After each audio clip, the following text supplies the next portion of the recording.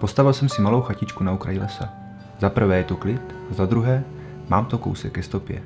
Od jara do podzimu, když není sníh, pomáhám myslivcům zhonit pou. Někdo běžky bere jako sport, někdo jako relax, ale pro mě je to životní styl, já na to miluji úplně všechno. Od prostě skvělého pocitu z čistě projeté stopy, až po zápaly plic a omrzení 3. stupně a černých prstů na nohou.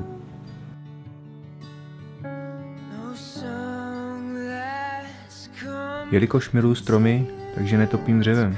Většinou pálím odpadky, které nazbírám v lese, nebo zkousnu zuby a netopím vůbec. Základem je úcta k běžkám. Jak se k ním chováš, tak ti to vrací potom venku na stopě. Mám nejradši, když fouká a sněží mi do obličeje. Cítím tak, jakou má ta příroda sílu. Někdo si do kopce sundá běžky a vyjde ho, já to vyběhnu stromečkem. Někdy se jen tak zastavím uprostřed stopy a koukám do okolí, jak je ta naše česká příroda krásná. Dnešní lidi si nejsou vědomi toho, že když se jdou zaběhat na stopu, že ji taky někdo musel protáhnout. Kolik úsilí a práce to dá. Ale mám potom takový krásný pocit, že ostatní běžkaři mi jdou vlastně ve stopách. Nechci se vychvalovat, ale jsem takový jejich vůdce.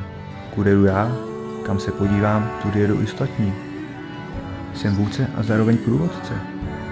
Zatím nikdo navštívil, nepoplácal po zádech a neřekl: Jardo, super stopa, děkujeme.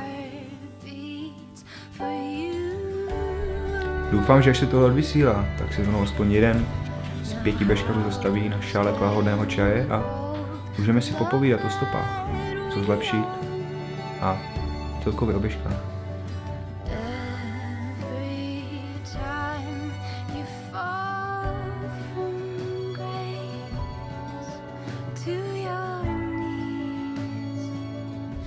S pozdravem, váš Jarda Smrček.